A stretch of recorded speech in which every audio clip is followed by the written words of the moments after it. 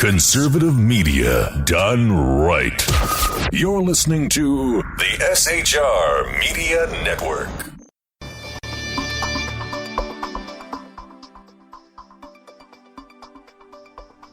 I'm Jason Miller. Tonight on the Evan Miller Report, Tunisia's prime minister has sacked a number of police chiefs following last week's attack on the famous Bardo Museum. The Yemenis foreign minister has called for Gulf Arab states to intervene to prevent the advance of Houthi rebels into the south of the country. This as the U.S. and U.K. troops pull out of the country. And Senator John McCain has told President Obama to, quote, get over it, get over your temper tantrum over the Israeli Prime Minister's election last week. We have all those stories and more on the Evan Miller Report tonight, plus Corey Evan. Thank you, Jay. Tsipras gets caught up in a load of Merkel in dealing with debt, among other things. Bob Jones III apologizing for wanting to stone gays in 1980. What a thing for him to apologize for. The former Texas Fed head is now the head of PepsiCo, Jay. I have a big money docket in lawsuits across America today. A lot of big money lawsuits going on today. And who in Hollywood named their daughter after Paul Walker? You'll hear about all those stories today on your conservative news source. The Evan Miller Report starts now.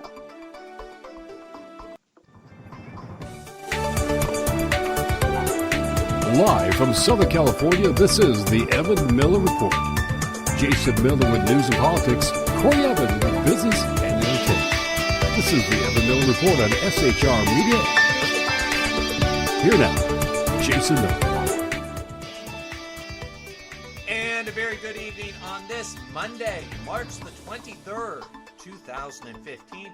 I'm Jason Miller, along with Corey Evan this evening. Also on tonight's program, Prime Minister David Cameron of the UK says he won't serve a third term if he's re-elected.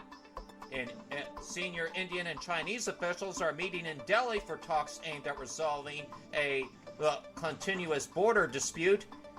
And here in the United States, one governor signs a law in one state making it legal to have a firing squad. All those stories and more on global socialism tonight on the Evan Miller Report.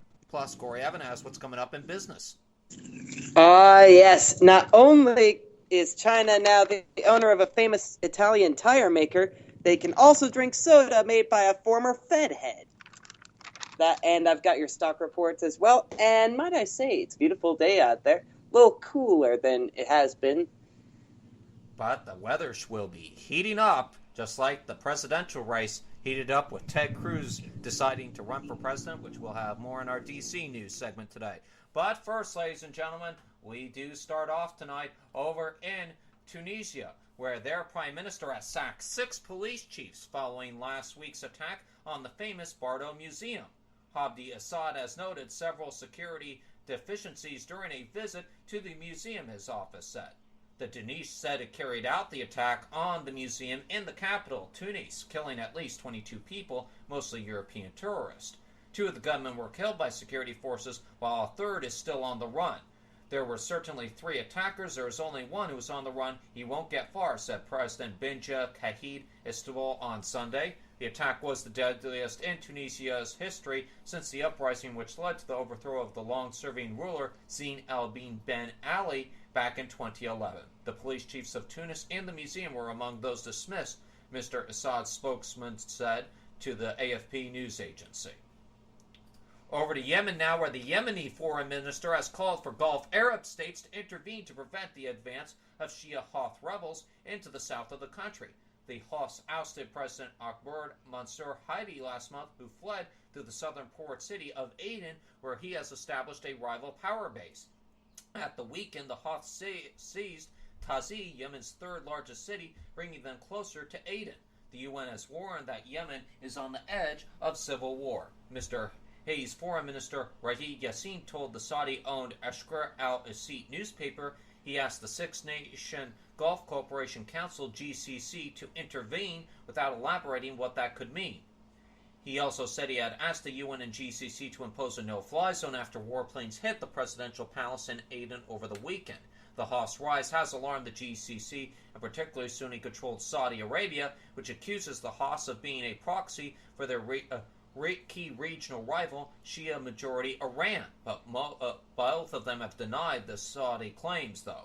Also on Monday, the Saudi foreign minister has warned the Gulf states could take action to shore up Mr. Hadi. If this issue is not resolved peacefully, we will take the necessary measures to protect the region from their aggression, said Saudi al-Fasil. The UN envoy to Yemen, Jamal Bonor, told the BBC the Saudis had good reasons to be concerned about the situation. Meanwhile, Britain, along with the U.S., has decided to withdraw special military forces from Yemen because of the deterring situation there. Purported local Danish affiliate says it was behind an attack that left 29 dead in Lahey, north of Aden, after another branch claimed the suicide attacks last week in Sinai that left more than 100 people dead. Over to Afghanistan now, where an Afghan woman who was lynched after being falsely accused of burning the Quran was killed for tackling superstitious practices, witnesses say.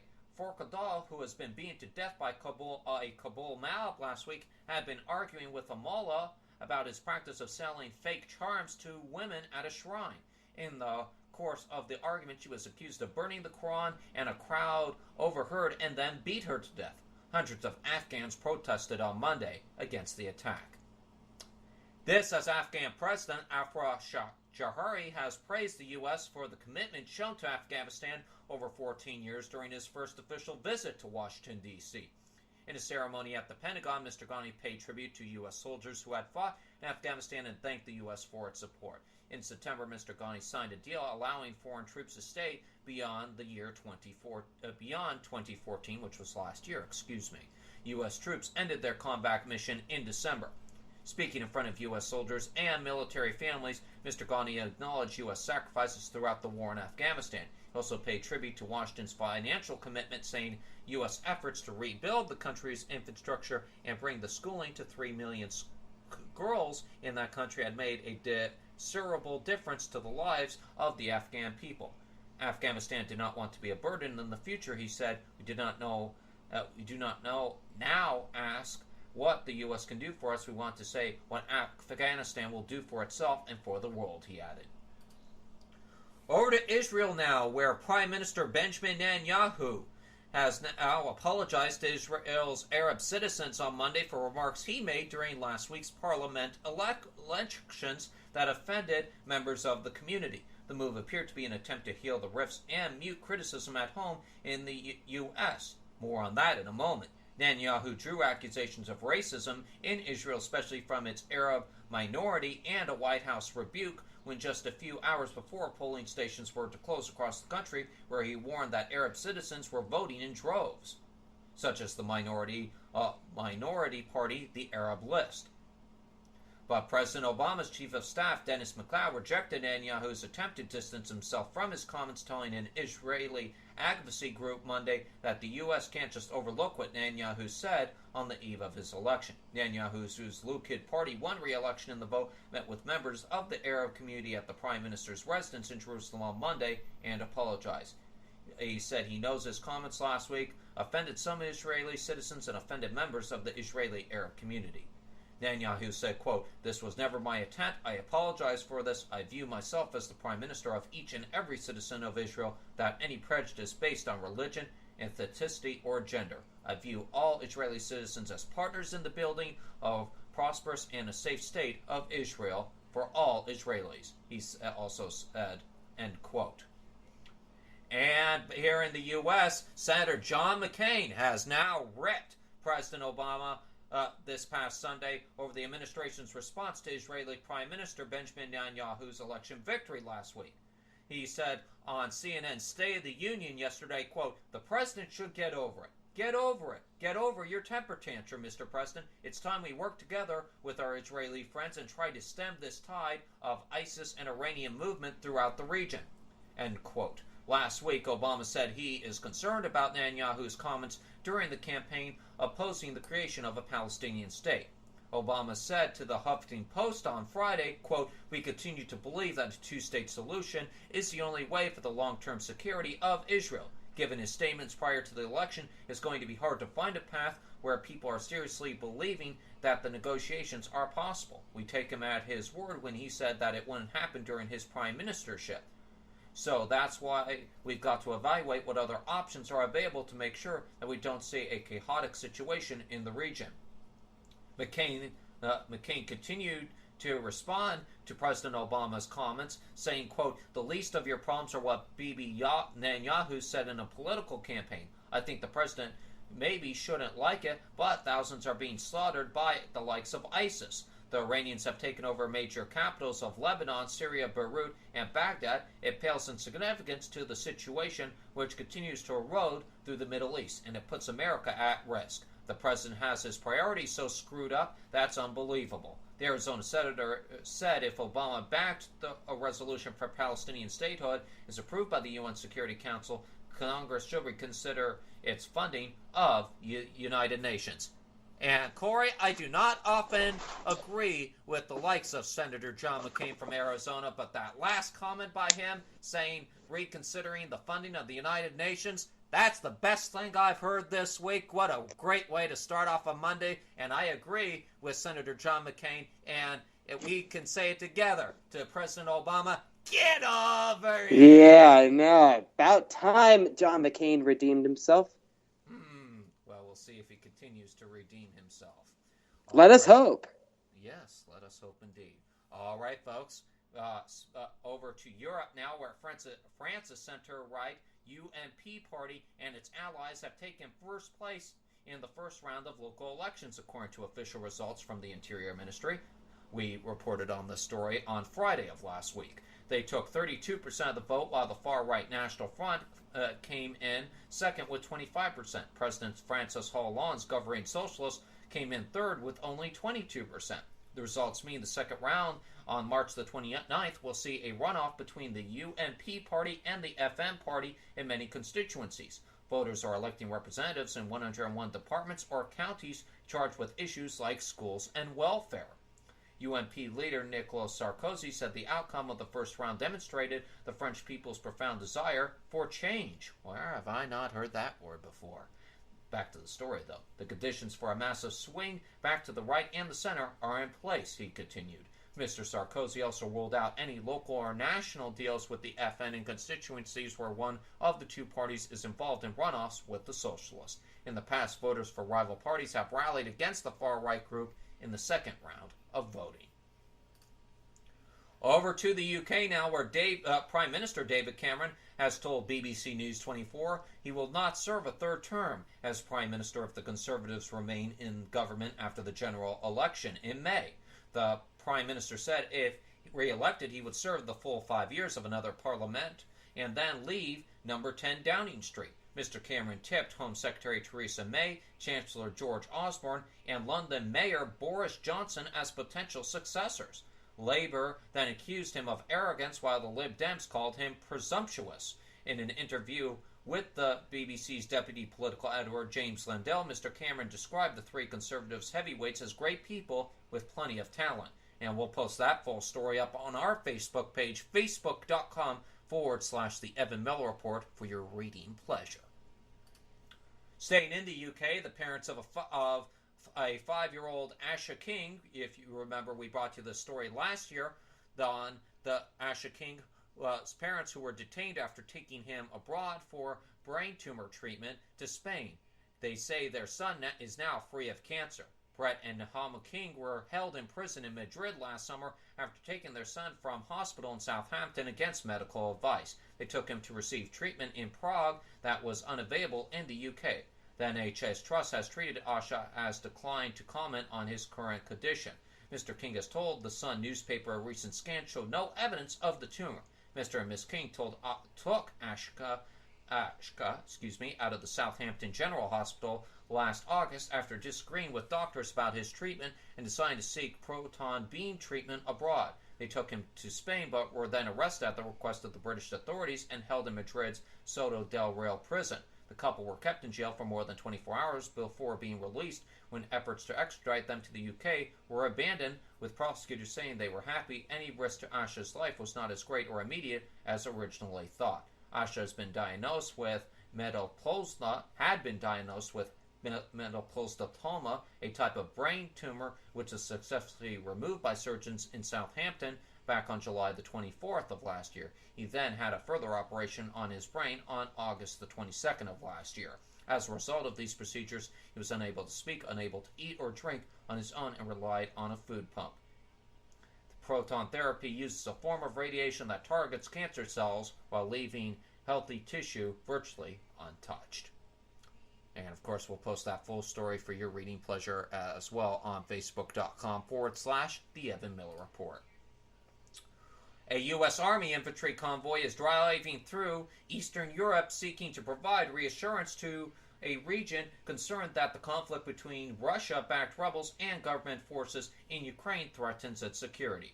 The U.S. Dragoon Ride convoy is attracting interest and greetings from people along its route. It started last week from Estonia and passed through the Latvia and Lithuania before entering Poland on Monday. Flying U.S. flags, dozens of Strickler and other armed vehicles from the 3rd Squadron of the 2nd Cavalry Regiment are driving down the roads on their way back to base in Velska, Germany. They took part in the Atlantic Resolve exercise that shows NATO's readiness to defend its members. They will stop in some Polish towns to meet some local residents. A murder trial of a U.S. Marine accused of murdering a transgendered woman has started at a local court in the Philippines. Prosecutors say Joseph Scott Pemberton killed Jennifer Laud in a hotel room after discovering her gender. The case has strained ties between the U.S. and the Philippines, a former U.S. colony where America has had a significant military presence. The trial began after attempts to strike a plea deal failed.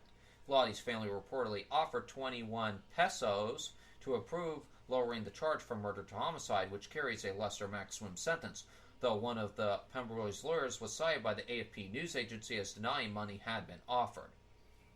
Julia Coblin, Laud's mother, told reporters that no amount of money could pay for the years I spent raising my child. End of quote. And finally, before I wrap up my international news and send it over to Corey Evan to wrap up the international news this evening, senior Indian and Chinese officials are meeting in Delhi for talks aimed at resolving a contentious border dispute, the first discussions since Prime Minister Narendra Modi came to power. China's Special Representative Ying Zheng-yi is in Delhi for talks with the National Security Advisor Ajay Doval. The talks are seek to improve ties between Mr. Modi visits Beijing in May of this year. The neighbors were involved in a bitter 2-week standoff near the de facto border back in September 2014. The two countries share an ill-defined 2,520-mile border and fought a brief war back in the year 1962. Tensions flare up from time to time and numerous rounds of border talks have been unsuccessful so far. The last meeting in Delhi is in the 18th round of boundary talks. Since taking over as Prime Minister last summer, Mr. Modi has spoken of his desire for better relations with China and called for an early settlement of the border dispute. And now send it over to Corey Evan, and he has a wrap on tonight's international news. Corey? Thank you very much, Jay. And I'll touch briefly on Singapore. The mourners who filed past the gates of the government building where the body of Lee Kuan Yew, who died on Monday, was being kept, spoke about him with zeal and adoration, usually reserved for candidates for sainthood.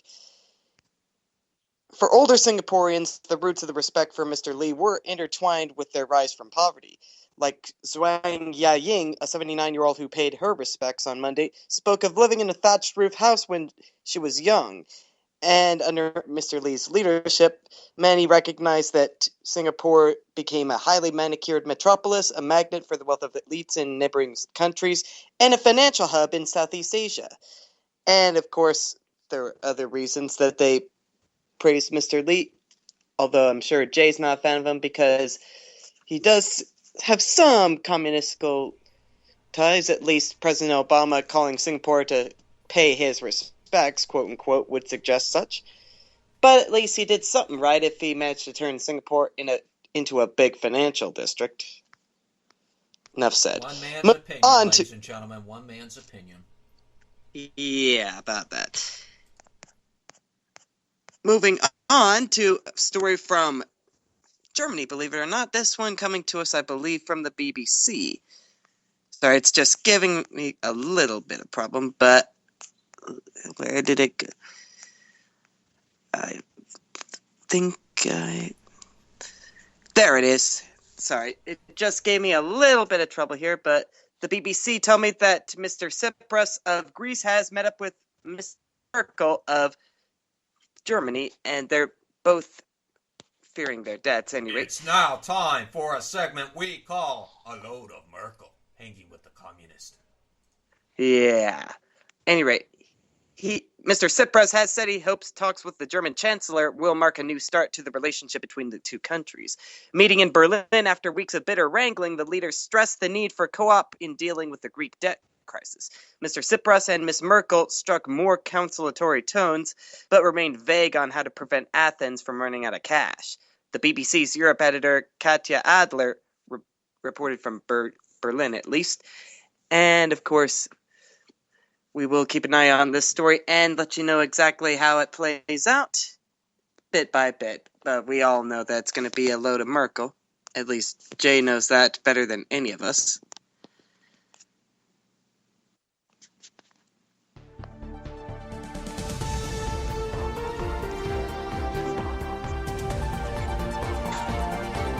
Now on to national news. And now on to the American side of things. The bodies of 7 ultra-Orthodox Jewish siblings who died in the most fatal New York house fire in years arrived Monday in Israel for burial. Yes, I'm tying in internationals as I go to the U.S., but at any rate, the bodies of the children from the Sassoon family, ages 5 to 16, were flown into Israel's international airport and whisked away by police escort in a convoy of cars toward a Jerusalem cemetery. Their ultra-Orthodox Jewish community in the Midwood neighborhood of Brooklyn was shattered by the fatal house fire, believed to have been caused by a hot plate left on for the Sabbath. Investigators say that the hot plate apparently malfunctioned, setting off flames that incinerated the stairs, trapping the children in their second-floor bedrooms as they slept. The blaze killed 3 girls and 4 boys, all members of the neighborhood's tight-knit community of ultra-Orthodox Jews. Both the mother and a daughter, Gail Sassoon and 14-year-old Sipora Sassoon, remained in critical condition. The tragedy had some reconsidering the practice of keeping hot plates on for the Sabbath, a common modern method of obeying tradition prohibiting the use of fire on the holy day. The children will be buried later Monday in Jerusalem. Alon Edry, who identified himself as a rabbi and relative of the family, said it was significant for the religious family buried in the homeland. Moving on to New Orleans, Robert Durst, the real estate scion awaiting extradition to California to face a murder charge, is set to appear in a New Orleans courtroom today on local weapons charges, with the judge expected to weigh how big a flight risk he is. Durst's attorneys have said that they plan to seek both to expedite his extradition to L.A. County, where he's been charged with the 2000 murder of longtime friend Susan Berman, and to challenge the basis for his arrest in an L.A. County murder warrant earlier this month in New Orleans. The final installment of the HBO documentary The Jinx, The Life and Deaths of Robert Durst, broadcasts evidence that Durst's handwriting appeared to match that of Berman's likely killer. The 71-year-old Durst's voice was then captured on a microphone saying to himself that he had, quote, killed them all. And one was killed and another injured after the cliff at the Arch Rock Overlook at Point Reyes National Seashore in Marin County, California, collapsed into the shoreline 70 feet below, officials said Sunday. This according to the LA Times. A photo by the National Park Service shows a huge section of the cliff disintegrated into boulders and rocks on a beach below. The cliff that collapsed was closed to visitors, said park spokesman John Deloso, after the park received reports Thursday of large fissures that had developed and seriously weakened the cliff. There were signs at the visitor center warning about the closure of the cliff, and 4 consecutive notices on a trail leading up to the edge of the cliff was now too dangerous to walk on. The victims were 2 adults found atop the pile of boulders and rocks that broke apart during the cliff collapse. The surviving hiker suffered non-life-threatening injuries and was being treated at Santa Rosa Memorial Hospital. The cliff that collapsed was the end of the most popular trail at Point Reyes National Seashore, a 4-mile route called the Bear Valley Trail that is the shortest route between the Bear Valley Visitor Center and the Pacific Ocean. The collapse of the cliff partially buried the arch rock below it, the spokesman said. The arch rock is a rock formation that's been carved in an arch shape due to erosion by ocean waves. The cliff was made out of a sandy formation that's unstable, the spokesman said. On its website, the Park Service said the California coastal bluffs are inherently unstable and prone to crumbling.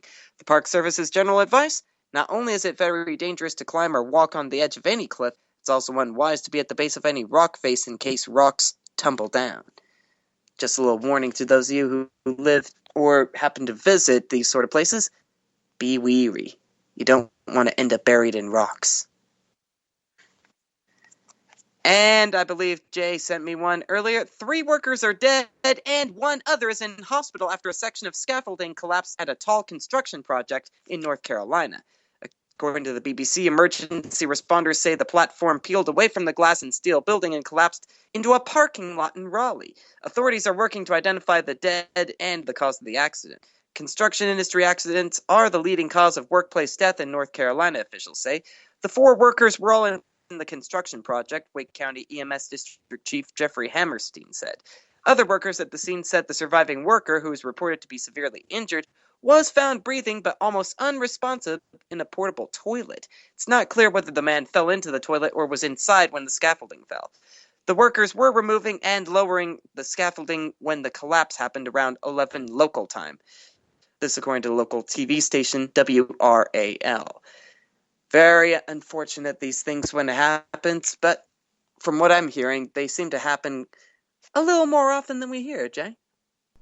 Certainly right, Corey. It means people are getting cheap around safety standards, and that's why people getting hurt. Not a good Yes, be wary of this, ladies and gentlemen. If you work in scaffolding manufacturing, you don't want to be involved in a major lawsuit, because I will report on it in lawsuits across America. And speak of which, it's time for us to take our first ad break tonight. And Corey Evan has what's coming up in lawsuits across America in just a moment. But first, coming up in tonight's DC news, the Pentagon is now notifying U.S. troops who were threatened by Ganesha over the weekend after a hack released a lot of private information from social networking sites. Also tonight, Ted Cruz announces that he's running for the White House in 2016. This, as Hillary Clinton says, the U.S. needs solutions to income inequality. And brother. Oh, brother is right. And the governor of Illinois is challenging union bosses over the unconstitutionality forced dues powers process. We have all those stories and more, plus Corey Evan with Lawsuits Across America.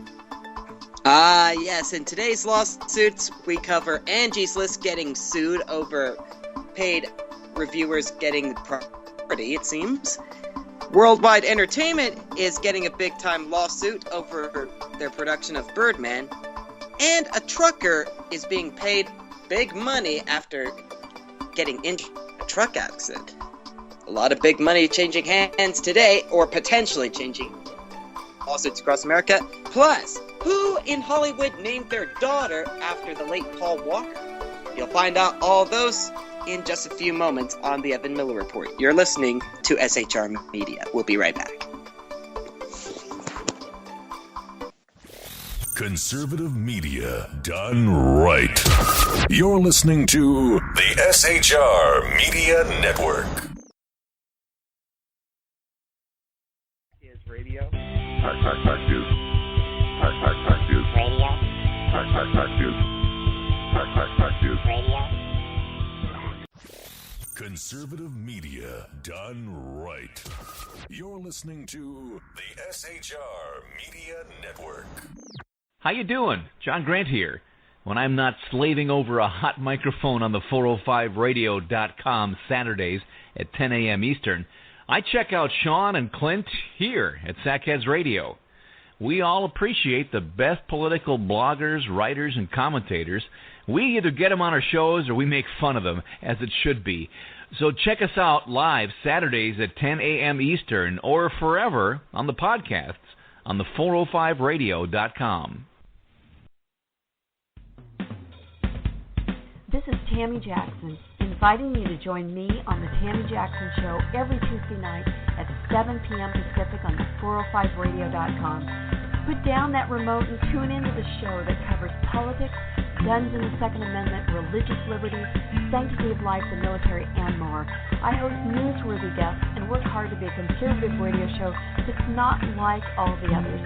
So save Tuesday nights at 7 p.m. Pacific for me, Tammy Jackson, on the 405media.com.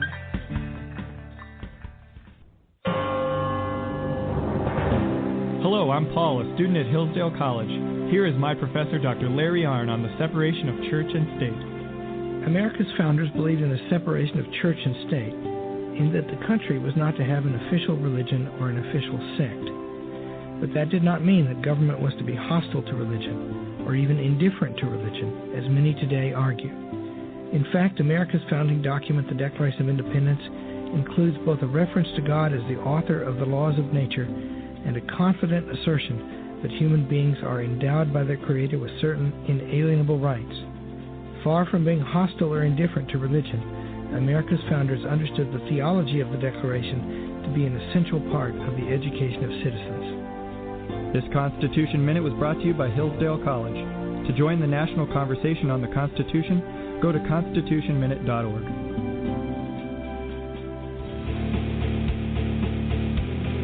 Hi, this is Rooster from Outcry Radio. Catch me here on Blog Talk Radio every Saturday night at 11 p.m. Eastern Standard Time, or follow my blog.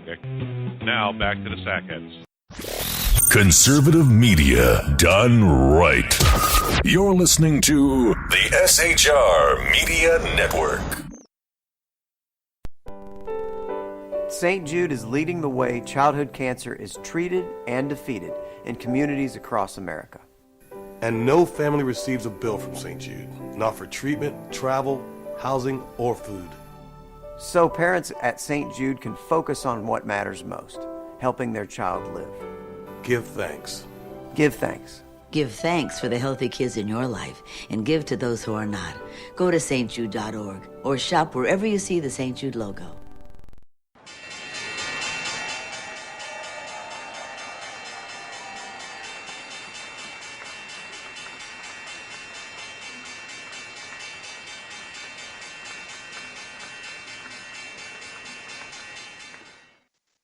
All right, we were supposed to get Corey Evan. Oh, there it is. I was one button away from success. There we are.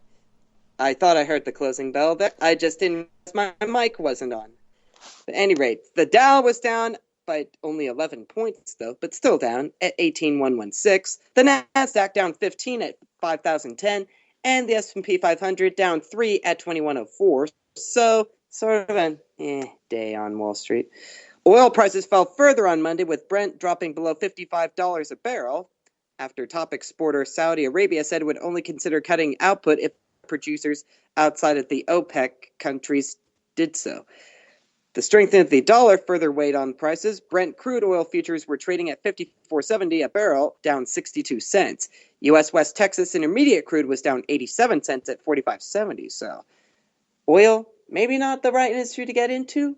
Maybe not. But then again, you buy low, sell high, so maybe I'll buy in. I don't know. We'll have to keep an eye on oil prices. Analysts at Barclays forecast on Monday that if OPEC production is held near current levels of nearly 30 million barrels a day, the marked surplus would expand almost 1 million barrels a day to 1.3 million barrels a day. I can hardly read that. This was a bad copy.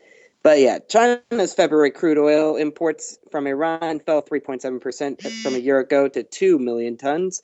China boosted overall imports late last year, taking advantage of cheap oil to build its reserves, but storage tanks could be reaching their limits, forcing a slowdown in orders. So there you are, ladies and gentlemen. We're going to have to keep an eye on how oil does. Darn Priuses.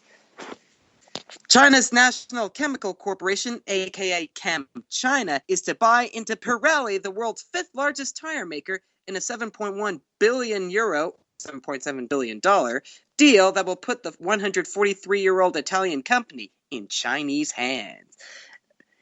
Yes, that's a lot. I think it's Chinese yuan. Yeah. Oh, Sir Juan Capistrano, huh? Si, senor. The offer will be launched at €15 a share, valuing the Italian company at €7.1 billion, excluding net debt of almost €1 billion at the end of 2014. The deal was agreed with Pirelli's top shareholders on Sunday, and it's the latest in the series of takeovers in Italy by cash-rich Chinese buyers taking advantage of a weak euro, just as Europe is slowly emerging from economic stagnation. If successful, the deal will create a global leader with a market share of 10%, according to Swiss bank UBS. It also represents the sale of another of Italy's industrial icons after a string of deals in recent years in sectors from fashion to food to engineering to energy, as decades of stagnation have eroded the country's economic base. The deal will give state-owned ChemChina, led by acquisitive chairman Ren Jianjin, access to tech to make premium tires, which can be sold at higher margins and give the Italian firm a boost in the huge Chinese market. So much for buying a true Italian icon. And I was thinking of getting Pirelli's on my little Elantra. Not. Time to go for Goodyear. Probably right. Or something American. Any rate, PepsiCo on Monday appointed Richard W. Fisher to its board just days after Mr. Fisher retired from his post as the head of the Fed Bank in Dallas. The appointment is effective immediately. Quote, Richard brings to our board a deep knowledge of financial matters and a breadth of global experience and expertise in international trade and regulatory matters, PepsiCo Chief Executive Indra Nooyi said in a news release. Mr. Fisher retired as president and CEO of the Dallas Fed on Thursday after holding the job for a decade. Mr. Fisher spent much of his time at the Fed at odds with policy choices, but he will be remembered as much for an extremely colorful speaking style that contrasted delightfully with the formal, jargony, and sometimes turgid talk of many other central bankers. From 97 to 01, he was a deputy U.S. Trade Representative. So, Jay, there you are, a former government employee, now a big-time exec at a big-time soda maker, which is no doubt giving back to Michelle Obama. Yeah, just another load of change that we don't like. And to think they're the ones supplying sodas to Costco now. I'm thinking, what went wrong with Coca-Cola that made them drop that? Or would it have pushed their... That's too long to go over in this broadcast, I can assure you. Yeah, and it probably would have pushed the price of their hot dog and a soda combo above the traditional $1.50. Yeah, best deal. Go to Costco, get your hot dog and drink with the free refill for $1.50. Best deal in town. Yeah, even though it is Pepsi. Yeah. Hey, you know, can't win them all. Have a bottle of water in the car, whatever. Or even better, you just get a free glass of water and give it to your dog sitting in the passenger seat with you. Good idea. There you go. See? Everything's all good there. All right, Corey Evan with the business news. Thank you very much for that. It's time for the D.C. news now. The Pentagon said on Monday it was notifying 100 U.S. troops that a group claiming ties to Islamic State militants, or Daesh, as we like to call them on this broadcast, had posted their names, addresses, and photos on the internet and was calling for American sympathizers to kill them. Asked about the kill list, Defense Secretary Ash Carter said the Pentagon took the safety of our people very seriously, and the posting of the list on social media was the sort of vile behavior that caused the U.S. to be determined to defeat Daesh militants in the first place. Carter, speaking at Camp David after a meeting with Afghan leaders, rejected claims that the group, which identified itself as the Islamic State Hacking Division, and as I always said, Daesh, had stolen the information by breaking into U.S. military servers, databases, and emails. Carter said the information that was posted by Daesh was information taken from social websites and publicly available. It wasn't stolen from any Department of Defense websites or any confidential databases, Carter said, referring to the group by acronym. Navy Commander William Urban, a Pentagon spokesman, said the Army, Navy, Air Force, and Marines have been notifying the 100 named service members that their personal information and photos have been posted online. All right, moving over. A lot to make here in the U.S. news cycle today as Ted Cruz has been casting himself as the leader of a grassroots army. The Texas Republican made an explicit appeal to Christian conservatives today as he became the first major figure to jump into the 2016 U.S. presidential race. Cruz's unyielding tactics in Washington have made him a hero to many on the Tea Party right, but he has yet to break into the front ranks of what is shaping up to be a crowded field for the Republican nomination next year. Speaking at Liberty University, a Christian school founded by televangelist Jerry Falwell, Cruz called for the support of religious conservatives who played a major role in states with early nominating contests. He also discussed his Baptist faith in personal terms and urged religious conservatives who have sat out in recent elections to get off the sidelines. He said, quote, "God's blessing has been on America from the very beginning of this nation, and I believe God isn't done with America yet," he said, urging the crowd to imagine millions of people of faith going to the polls and voting for our values. Cruz's prominent role in the 2013 government shutdown made him one of the better-known politicians in America, as he made enemies in both parties on Capitol Hill. In a 21-hour talkathon on the Senate floor, he chided the cheap suits and bad haircuts of some politicians and read the children's book Green Eggs and Ham by Dr. Seuss.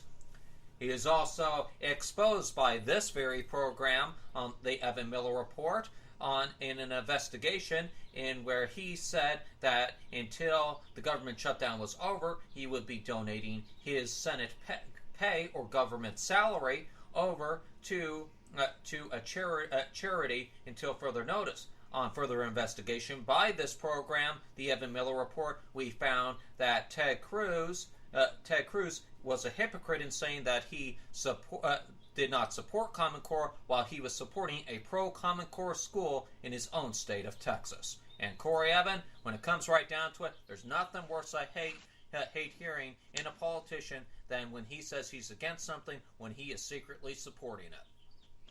So where exactly did you hear that this school is pro-Common Core? Right from Ted Cruz's press office. Oh, man. Press office. Way to back up your candidate there, guys. Absolutely. Not a good way to have to show your record when it comes to Common Core. Yeah, and Ted Cruz, you're still invited to defend yourself on the Evan Miller Report. We'll be waiting. Absolutely, and you can email me anytime, Mr. Cruz, jmiller@shrmedia.com. That's jmiller@shrmedia.com. Schedule an interview, sir. I want to hear why you're supporting the pro-Common Core schools.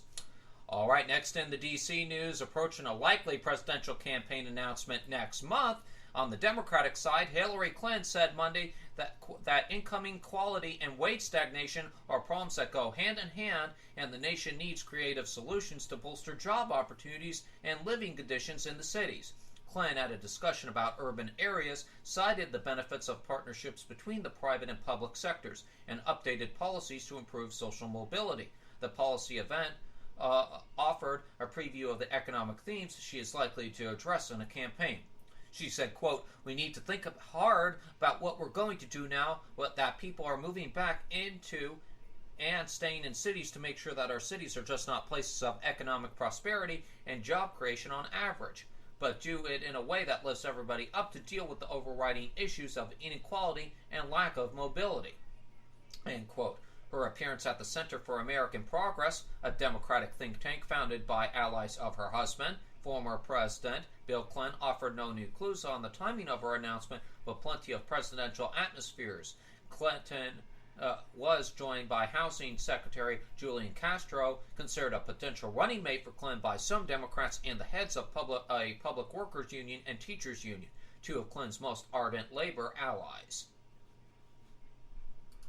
And finally, to wrap up the political news, 3 Illinois state employees have moved to intervene in support of Illinois Governor Bruce Rayner's federal lawsuit challenging the constitutionality of union officials' power to enforce non-member state employees to pay union fees as a condition of employment. The 3 state employees are Mark Jonas, Maureen Quigley, and Brian Trink. Filed the motion to intervene in the lawsuit today with legal assistance from staff attorneys with the National Right to Work Foundation and the Illinois Policies Institute Liberty Justice Center.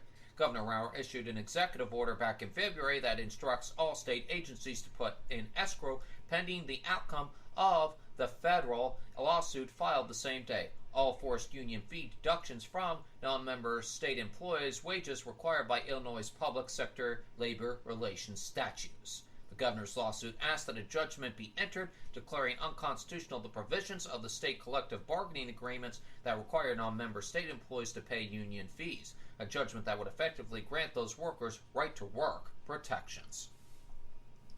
All right, folks, now it's time for a little segment on the program that we always love to call, what's that, Core?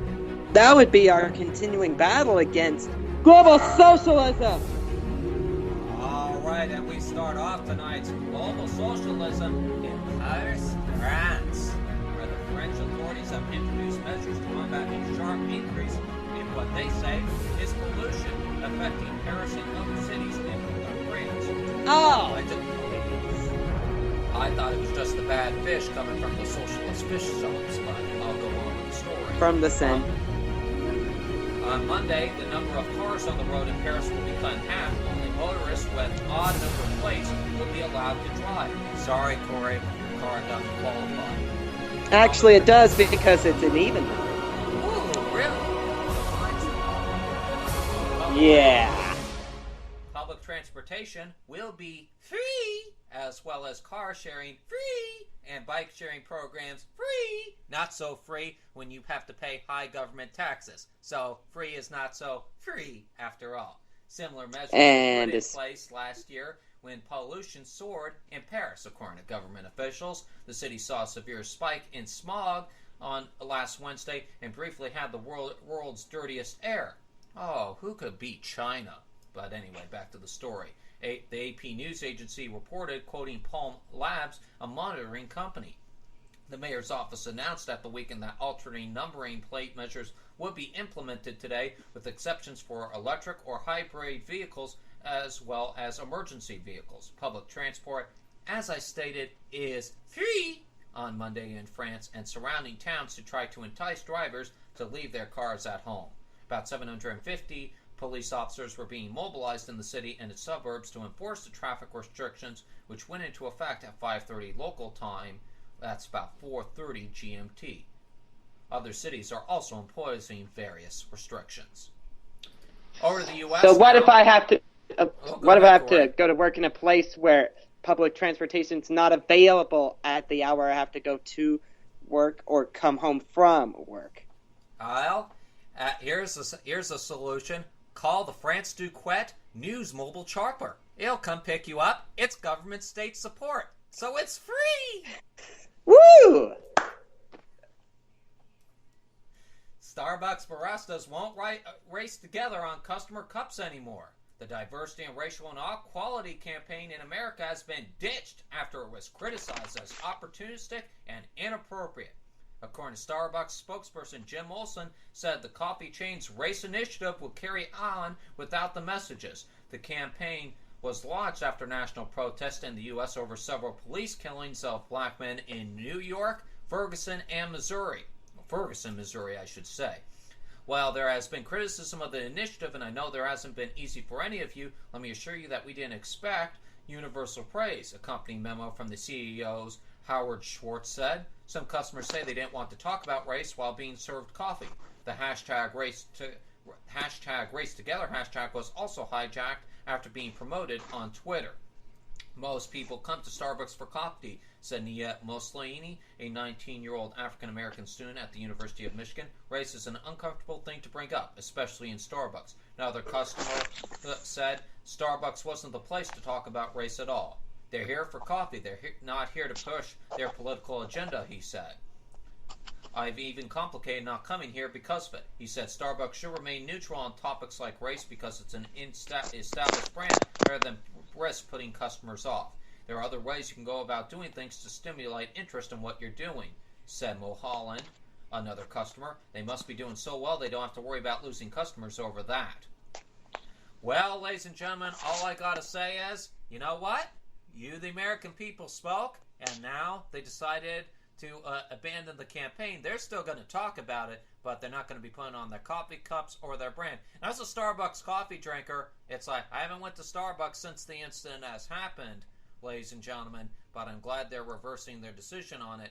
But I still look at it as a good opportunity to talk about the illegal immigration issue, considering that is a race issue in itself. So I would still go in your Starbucks and say, all right, guys, you may have took the campaign away and may not be promoting it openly, but I still want to talk about that illegal immigrant who's working next door to my house. I'm just saying, ladies and gentlemen, just an opinion from me, your humble newsman here. Finally, finally on my side, before I send it over to Corey Evan for our final global socialism story of the night, a class field trip to the state legislature to see how a bill becomes a law turned into a different kind of lesson for a group of New Hampshire fourth graders. The students from Lincoln Ackerman School in New Hampton Falls, New Hampshire, appeared before the state's Environmental and Horticulture Committee to propose a bill, HB 373, that would have designated the red-tailed hawk as the New Hampshire state raptor. But somehow the debate turned to abortion and Planned Parenthood. The bill came out of committee with a 10-8 ought-to-pass recommendation and headed to the House floor, where several legislators mocked it as a waste of time. One Democrat, Christy Bartlett, said, "We have little time to invest in this topic. The red-tailed hawk is a beautiful bird, but it's ambiguous. I'm not trying to be mean, but this is a prime example of being swayed against our better judgment. We need your help to stay focused on issues of more importance this year." Meanwhile, Representative Warren Gorin, a Republican from Rochester, New Hampshire, also opposed the bill by making a bizarre reference to abortion, saying, quote, "As I was doing the research on this bill, I watched a couple videos. It's known for its extremely strong and sharp talons, which makes its grasp its prey. It uses its razor-sharp beak to rip its victims to shreds, tearing it apart limb by limb. I guess the shame about making this a state bird is that it would serve as much better mascot for Planned Parenthood." The bill ultimately failed to receive approval by a 160 to 133 vote, but it was comments like Rohn's that left some fellow legislators, including Bartlett's, demanding he apologize. When we'll let you, the audience, be the judge whether his comments were right or they were wrong. And now it's over to Corey Evan for our final global socialism story of the night. Yeah, I'll make it quick. Former Bob Jones University President Bob Jones III issued a public apology Saturday for anti-gay comments he made in 1980 calling for homosexuals to be stoned. Quote, "I take personal ownership for this inflammatory rhetoric," Jones said in a statement. "This reckless statement was made in the heat of a political controversy 35 years ago," he said. So, when will the environmentalists stop being hypocritical about their cars? I bet one of them has a Hummer. Why does Starbucks get to dictate what their customers can chat about? And where is there a paintball squad willing to fire at Al Sharpton? Stay tuned for developments in our continuing battle against global socialism. You just had to take a shot at all those clowns. Yep.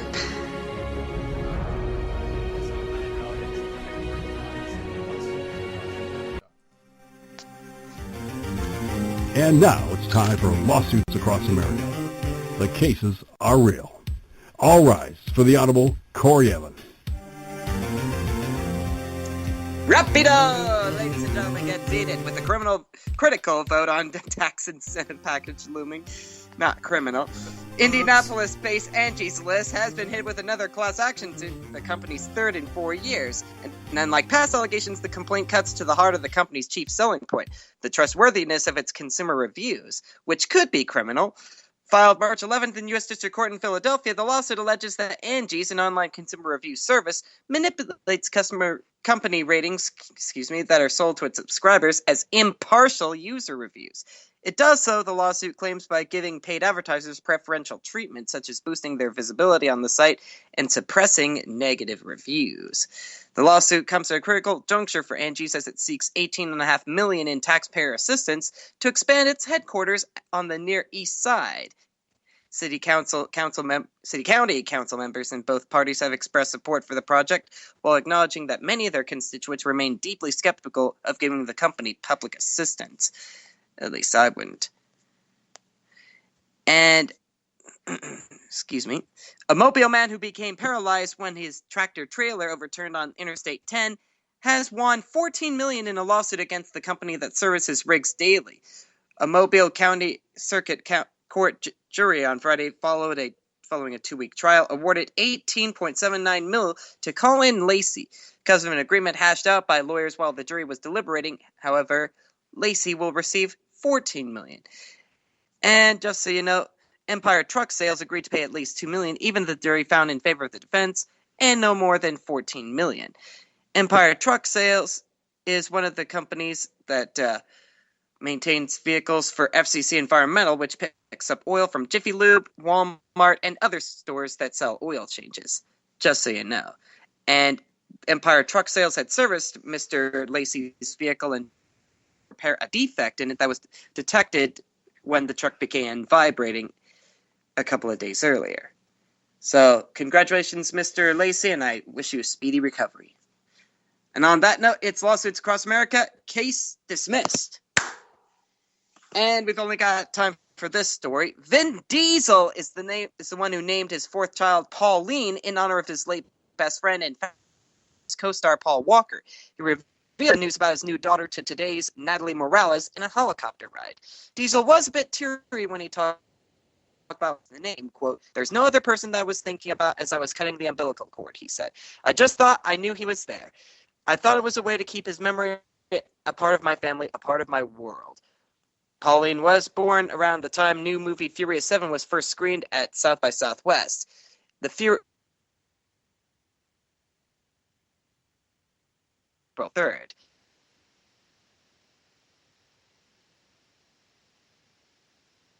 And at $52.3 million, followed by Cinderella, which I went to see, and it was brilliant. I thought it was very true to the cartoon original, and making it feel a little bit more real at $35 million. And Run All Night ran this weekend with $5 million to hold on barely to number 3. All the time I have for today. Hope to entertain you again tomorrow, Jay. Thank you very much, Corey. And ladies and gentlemen, that is the Evan Miller Report for this Monday, March the 23rd, 2015. For Corey, Evan, and all of us here at the SHR Newsroom in California, we wish you a great night. Coming up, the National Weather Forecast tonight. Forecast with Chris Fox. Coming up from the BBC Met office. After that, the Exceptional Conservative Show. From all of us here, once again, have a great night.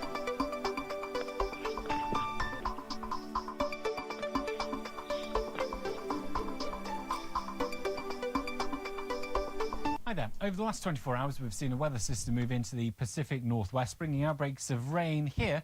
That system eased off for a time, but it will re-intensify as it works into the rest of the upper 48 over the next few days. So outbreaks of rain moving in across parts of the north of the United States on Tuesday. Cold enough for a bit of snow on the northern edge of this system into Manitoba. We've still got the cold air in place across eastern Canada, the northeast of the United States, although things getting a little bit less cold day by day.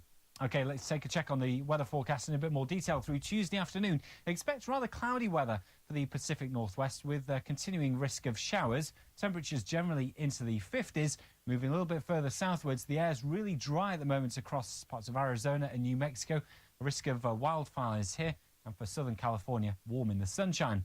There's the colder weather, though. In Toronto, temperatures are staying at around 32 Fahrenheit, so staying on the cold side despite the sunshine. Further south, a bit of patchy cloud round. Showers easing across Florida, where we still have temperatures into the upper 70s to low 80s. Now, there will be some big changes in the weather over the next few days. A leap in temperatures in New York. We're up to 61 Fahrenheit by Thursday, but with the risk of some heavy downpours moving in here.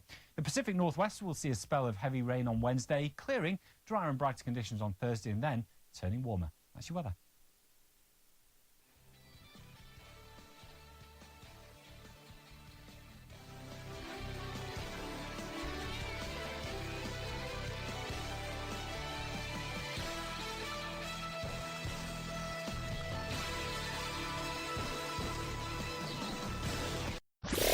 Conservative media done right.